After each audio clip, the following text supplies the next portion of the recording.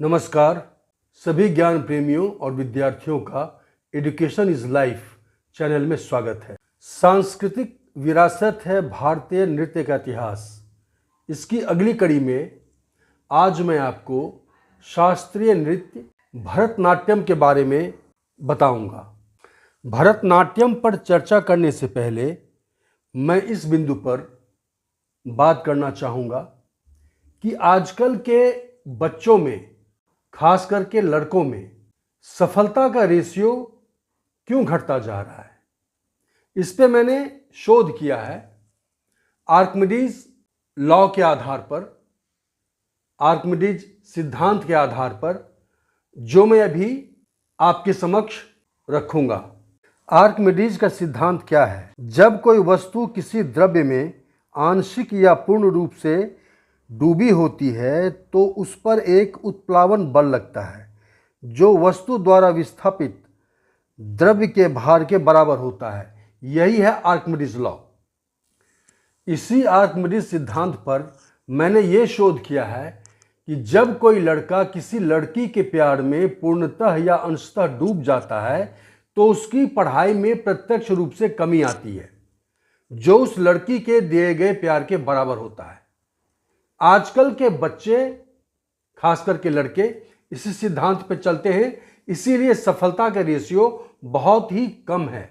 आप लड़की के प्यार में ना पड़े, अपने कैरियर पे ध्यान दें तो शायद सफलता का रेशियो बढ़ सकता है या बढ़ना तय है।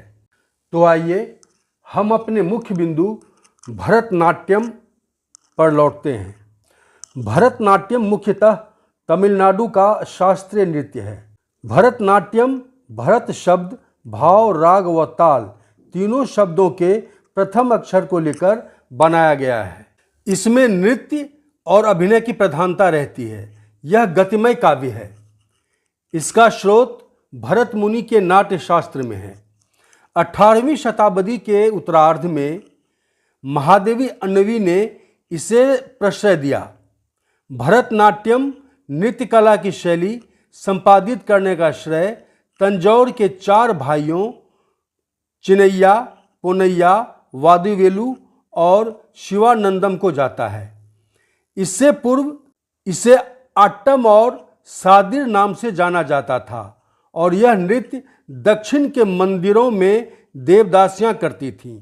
आर्थिक और सामाजिक कारणों से इस नृत्य की प्रतिष्ठा समाप्त हो गई और बाद में रुक्मिणी देवी ने इसे फिर से सम्मान से प्रतिष्ठित किया। अभी आपने सुना कि इस नृत्य को दक्षिण भारत में देवदासियां क्या करती थी। तो आइए मैं आपको यह स्पष्ट कर दूं कि देवदासियां होती क्या थी। देवदासी का उल्लेख मत्स्य पुराण, विष्णु पुराण और कौटिल्य के अर्थशास्त्र में भी मिलता है। देवदासियां प्राचीन और मध्ययुगीन भारत में वे महिलाएं थीं जिनका विवाह पारंपरिक रूप से, यहाँ बात समझिए, जिनका विवाह पारंपरिक रूप से किसी देवता, मंदिर या धार्मिक संस्था से करा दिया जाता था। उनका मुख्य काम था मंदिर की देखभाल करना, नृत्य संगीत के माध्यम से देवता की सेवा करना और अनुष्ठान करना। शुरू में देवदासियों का समाज में बड़ा सम्मान था। उन्हें अखंड सौभाग्यवती माना जाता था क्योंकि वो विधवा नहीं होती थी। अब आप ये सोचिए, जिन महिलाओं की शादी मंदिर, देवता या धर्म संस्थानों से कराई जाएगी उसके विधवा होने का तो सवाल ही नहीं पैदा होता है।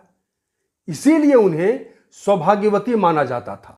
वे महिलाएं नृत्य, संगीत और पवित्र अनुष्ठानों में भाग लेती थीं और धार्मिक अवसरों पर उनकी उपस्थिति को बहुत ही शुभ मानी जाती थी। यह प्रथा मुख्य रूप से दक्षिण भारत में अधिक प्रचलित थी। बदलते समय के साथ यह पवित्र प्रथा एक शोषणकारी व्यवस्था बन गई जहां देवदासियों को भोग्या के रूप में देखा जाने लगा और उनका यौन शोषण होने लगा। देवदासियां क्या होती थीं यह स्पष्ट हो गया। भरतनाट्यम के विविध चरण हैं। अला रिपु, वंदना, जाति स्वरम, स्वर मिश्रण, शब्दम, स्वर एवं गीत, वर्णनम, शुद्ध नृत्य एवं अभिनय का सामंजस्य, पदम श्रृंगारिक और तिल्लाना शुद्ध नृत्य। रुक्मिणी देवी के समान ही प्रतिष्ठित स्थान बाला सरस्वती का भी है। मृणालिनी साराभाई, यामिनी कृष्णमूर्ति, एस.के. सरोज, कुमारी कमला, रीथा देवी, ई. कृष्ण अय्यर राम गोपाल, सुधा डोराय स्वामी, सोनल मानसिंह, पद्मा सुब्रमण्यम, मशहूर फिल्म अभिनेत्री वैजयंती माला आदि भरतनाट्यम के प्रमुख कलाकार हुए हैं। अब अगले एपिसोड में मैं आपको कथक नृत्य के बारे में विस्तार से बताऊंगा। तब तक के लिए हमें आज्ञा दें और आपसे आग्रह है कि मेरे इस चैनल को सब्सक्राइब, शेयर और लाइक अवश्य करें। धन्यवाद।